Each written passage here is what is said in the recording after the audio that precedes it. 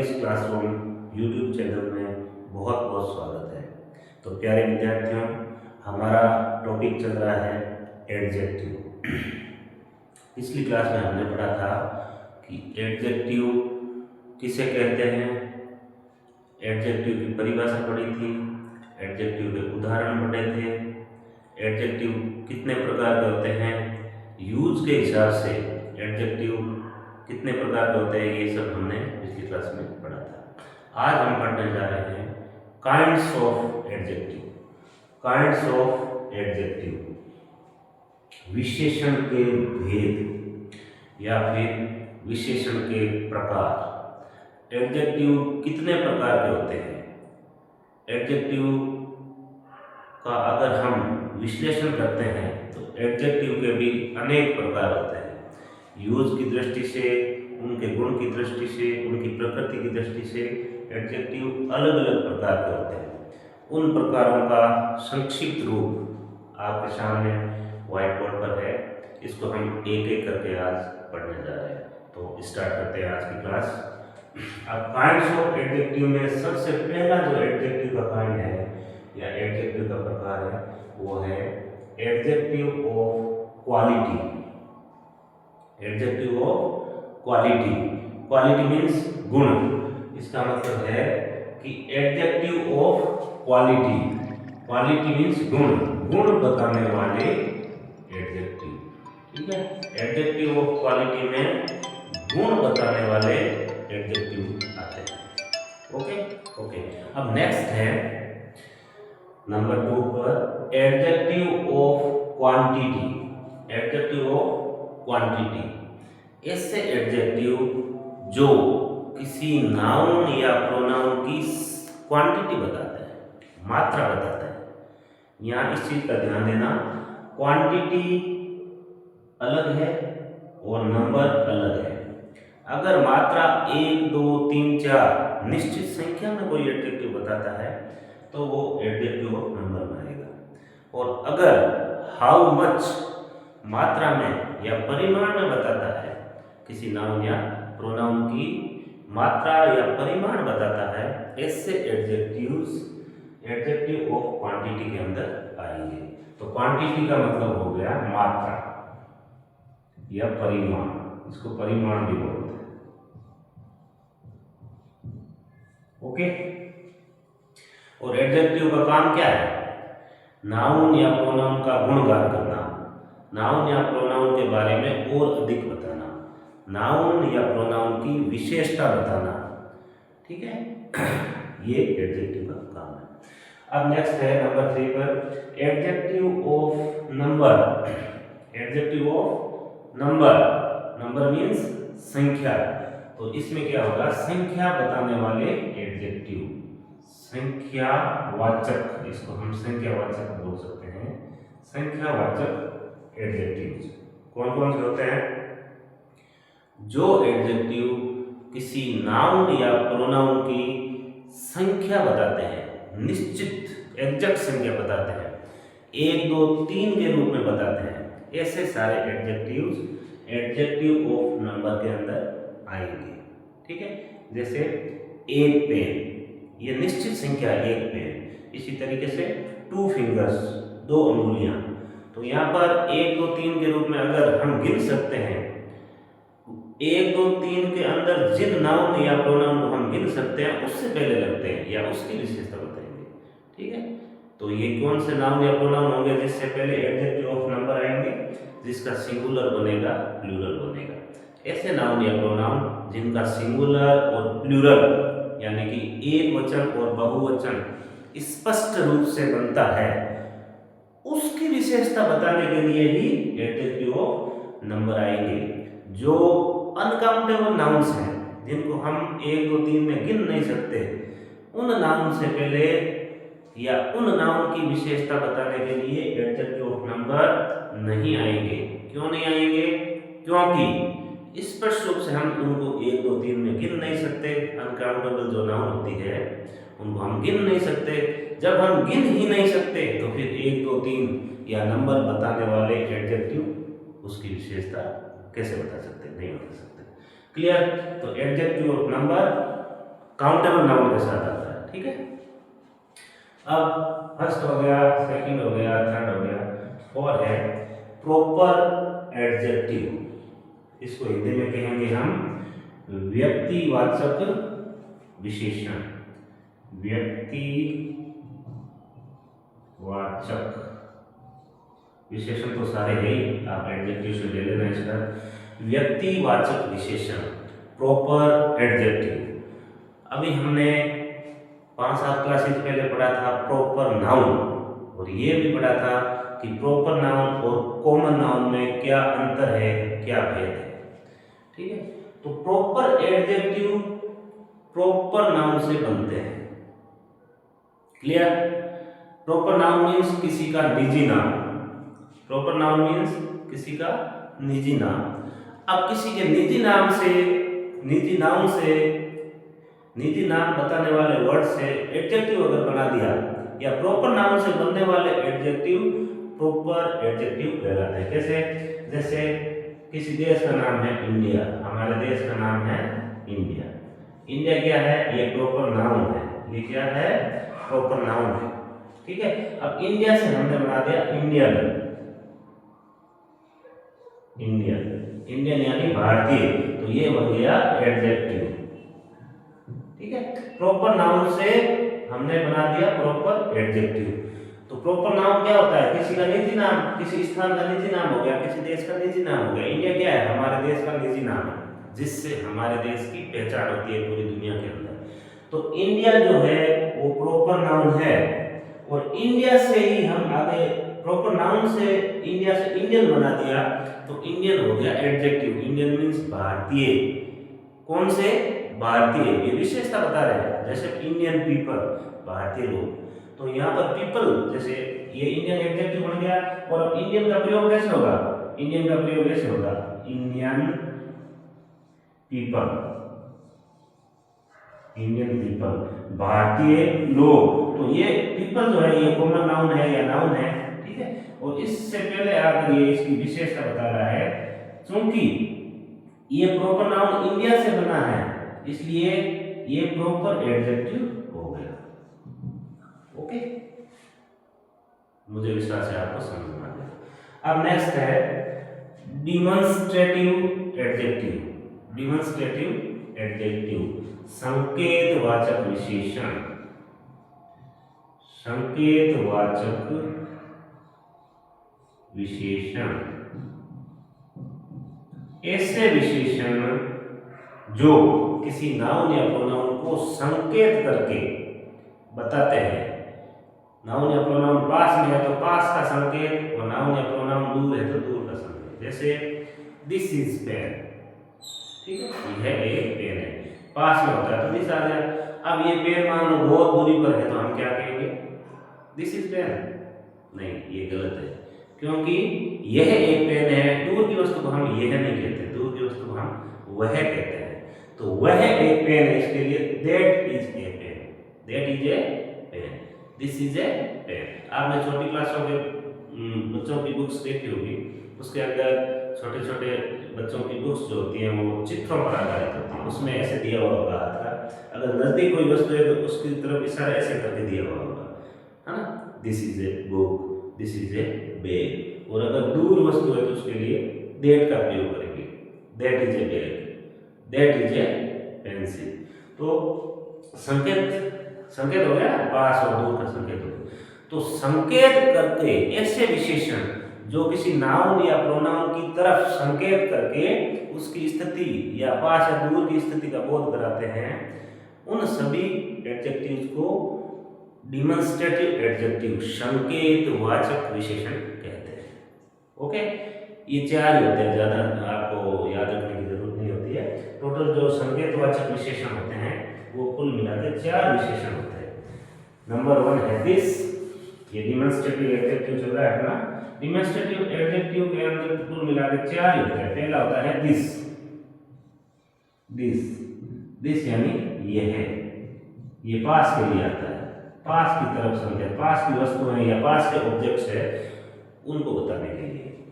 ठीक है, नंबर 2 है दैट, दैट, दैट यानी वह, और ये आता है दूर की वस्तुओं के लिए, दूर के ऑब्जेक्ट्स के लिए। पास के इशारे में दिस और दूर में दैट। अब इनके ये तो हो गए सिंगुलर, ये क्या है, एक वचन है।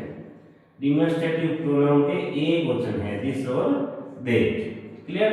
अब इनके प्लूरल्स, ये तो है सिंगुलर, ये है सिंगुलर। अब ये एक नंबर पर सिंगुलर आ गया। अब 2 नंबर में प्लूरल, इनके प्लूरल, प्लूरल्स में क्या आएगा, दिस और दैट के बाद में 3 नंबर पर आएगा, इसको आप ए और बी कर लीजिए, कंफ्यूजन हो जाएगा। ये ए, सिंगुलर ए और प्लूरल बी, ठीक है। यहाँ पर नंबर ये चलेंगे, 3 आ जाएगा, दीज, दीज, और नंबर 4 पर है दोज।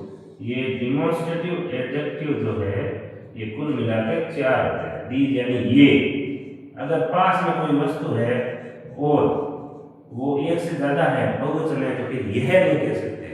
अगर ये 5 पेन यहाँ होंगे तो हम कहेंगे ये 5 पेन है ना, दीज आर 5 पेन्स। नहीं तो एक है तो कहेंगे दिस इज ए पेन, ठीक है। तो ज्यादा के लिए दीज का प्रयोग होगा, प्लूरल है। इसी तरीके से दूर की वस्तुओं के लिए दोज, दोज यानी वो, ठीक है। ये दूर के लिए बहुवचन में आता है, बहुवचन में आता है, और दूर के लिए आएगा, दूर के ऑब्जेक्ट्स के लिए आएगा। क्लियर। तो कुल मिला के जो डिमॉन्स्ट्रेटिव प्रोनाउन है, जो संकेत, सॉरी डिमॉन्स्ट्रेटिव एडजेक्टिव है, जो संकेतवाचक एडजेक्टिव है, वो कुल मिलाकर 4 ही होते हैं। आपको 4 ही याद रखने हैं, रट लो इसको, एकदम रट लो। नंबर 1 दिस, दिस मीन्स यह है, पास की वस्तुओं के लिए। नंबर 2 है दैट, दैट यानी वह है, दूर की वस्तुओं के लिए। नंबर 3 है दीज, दीज यानी ये, पास की वस्तुओं के लिए। और नंबर 4 है दोज, दोज यानी दूर की वस्तुओं के लिए। आपने प्रोनाउन चार्ट में पढ़ा होगा, ये चारों आते हैं, दिस, दैट, दीज और दोज। ये थर्ड पर्सन सिंगुलर के अंदर आपने पढ़ा है। आप प्रोनाउन चार्ट वापस देखें, अभी आप देख लेना।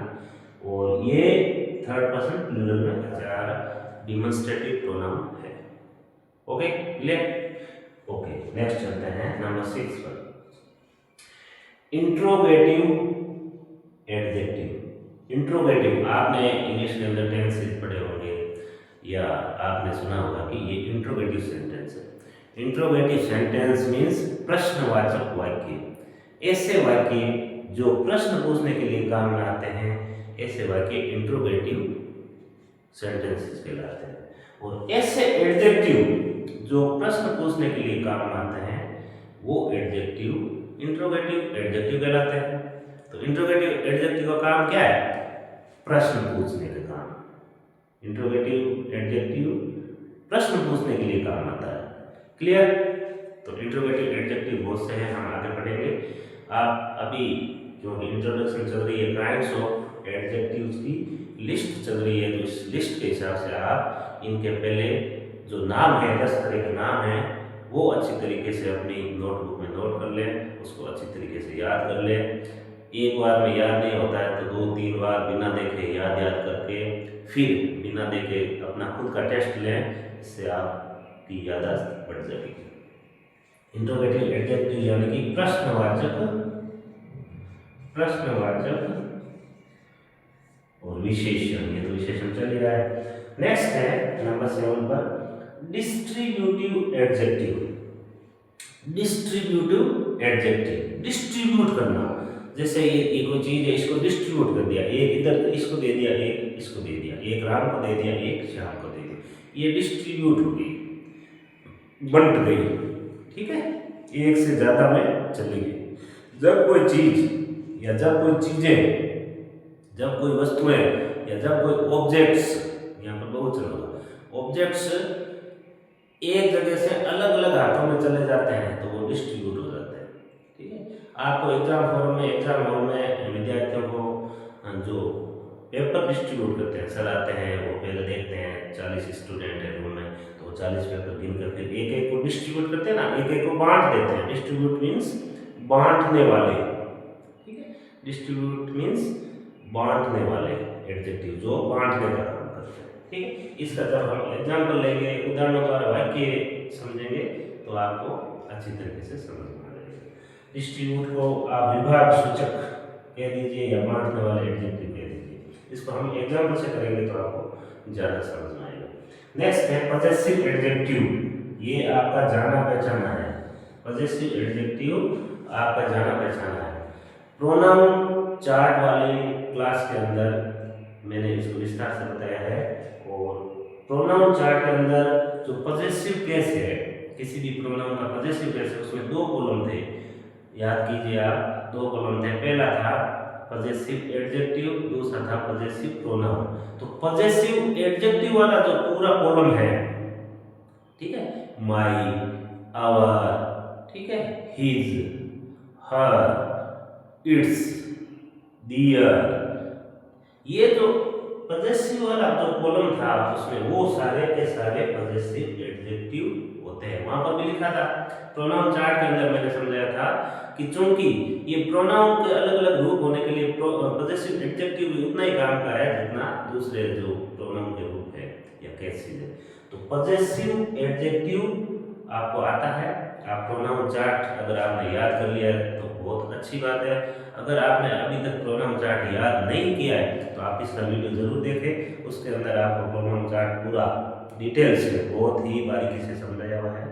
उसको वीडियो को आप अच्छी तरीके से देखकर नोट्स बना लें, चार्ट बना लें, उस चार्ट को आप स्टडी करें, उसको लर्न करें।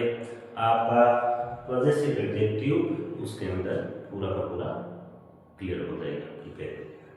नेक्स्ट है 9 नंबर एम्फेसाइजिंग एडजेक्टिव।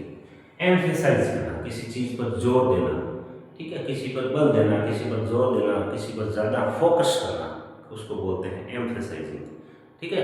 किसी भी, जैसे अभी हम ये पढ़ रहे हैं तो किसी एक चीज पर जब मैं ज्यादा गौर करके आपको पढ़ाता हूँ, ज्यादा जोर देकर पढ़ाता हूँ, तो उसको हम कहेंगे एम्फेसाइज। एम्फेसाइज मीन्स बल लगाना, जोर लगाना, उस पर ज्यादा गौर करना। समझ में आ रही है एम्फेसाइजिंग का मतलब? तो एम्फेसाइजिंग एडजेक्टिव क्या होते हैं? बल सूचक, बल सूचक विशेषण है। बल सूचक विशेषण ऐसे विशेषण जो किसी वाक्य में किसी नाउन या प्रोनाउन पर अधिक जोर दे, उसके बारे में और अधिक बताने की कोशिश करे, ठीक है, उसको हम एम्फसाइजिंग एडजेक्टिव कहते हैं। एग्जाम्पल लेंगे, एग्जाम्पल करेंगे तो आपको ज्यादा समझ में आएगा।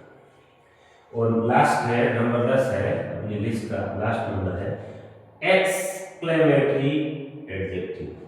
एक्सक्लेमेटरी एडजेक्टिव, एक्सक्लेमेटरी को हम हिंदी में क्या कहेंगे? एक्सक्लेमेटरी, अचानक सडन इमोशन के लिए एक्सक्लेमेटरी एडजेक्टिव काम आता है। जब कोई हमारे ऐसा हम अप्रत्याशित देखते हैं जिसका हमें पहले कल्पना नहीं की है, ऐसी कोई अप्रत्याशित घटना या अप्रत्याशित वस्तु या ऑब्जेक्ट देखते हैं जिसकी हमने पहले कल्पना नहीं की है, या फिर हमारा मन मस्तिष्क उसके लिए पहले से कोई सोचा नहीं है, एकदम से वो प्रेजेंट होगी हमारे मन के सामने, हमारे दिमाग के सामने या हमारे सामने आ गई, चाहे वो घटना हो या वस्तु हो जिसके बारे में हमने कभी सोचा नहीं है और हमारे लिए वो बहुत ही ज़्यादा आश्चर्य वाली है। तो ऐसी घटनाओं के लिए, ऐसी वस्तुओं के लिए जब सडन इमोशन, अचानक से हमारे मन से या हमारे मुंह से कुछ शब्द निकल जाते हैं जिसको हम सडन इमोशन कहते हैं, ठीक है ना, एकाएक निकलने वाले शब्द, तो उस सिचुएशन को हम एक्सक्लेमेटरी कहते हैं, ठीक है, एक्सक्लेमेटरी एडजेक्टिव। तो ऐसे एडजेक्टिव जो सडन इमोशन को बताने के लिए काम में आते हैं, एक्सक्लेमेशन को बताने के लिए काम में आते हैं, उन एडजेक्टिव को हम एक्सक्लेमेटरी एडजेक्टिव कहते हैं, ठीक है। विस्मयादिबोधक, हिंदी में हम इसको कहें तो इसका मतलब है विस्मयादिबोधक एडजेक्टिव, विस्मयादिबोधक विशेषण, जिसमें विस्मय होता है, अचरज होता है, आश्चर्य होता है, ठीक है, आश्चर्य बताने वाले। सीधी भाषा में बात करें तो ये होते हैं आश्चर्य बताने वाले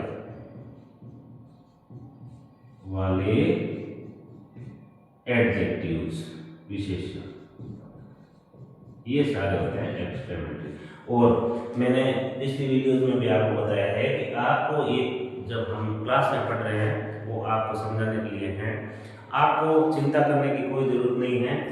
पीडीएफ नोट्स के अंदर आपको जो ये 10 प्रकार है, एडजेक्टिव के 10 प्रकार है, या इससे पहले नाउन प्रोनाउन के जो प्रकार है या जितना भी पढ़ाया है उससे संबंधित पीडीएफ में कंप्यूटराइज्ड नोट्स आपको मिल जाएंगे। वो आप डिस्क्रिप्शन से डाउनलोड कर लें। डिस्क्रिप्शन को आप सर्च करें, उसमें आपको इसके पीडीएफ नोट्स मिल जाएंगे। उन नोट्स को आप पढ़ें। जो मैं पढ़ा रहा हूँ ये सारा का सारा, और इसके अलावा इसके लगभग 10-10, 20-20 एग्जाम्पल से एक वाक्य समझाया हुआ है। एक बार ये क्लास अटेंड कर लोगे आप और फिर वो पीडीएफ डाउनलोड करके आप अपने स्मार्टफोन से या अपने कंप्यूटर से या अपने टैबलेट से या फिर ऑफलाइन प्रिंट निकलवा कर आप उसकी अच्छे से तैयारी कर सकते हैं। और ये इंग्लिश क्लासेस सभी के लिए इम्पोर्टेंट है, चाहे वो स्कूली शिक्षा का विद्यार्थी हो, चाहे कोई कंपटीशन एग्जाम की तैयारी करने वाला विद्यार्थी हो, सभी के लिए ये क्लासेस बहुत इम्पोर्टेंट है। आप इसको रेगुलरली ज्वाइन करते रहें, आप इसको वॉच करते रहें, पढ़ते रहें, क्योंकि ये इंग्लिश का बेसिक है, ये इंग्लिश का मूलभूत है।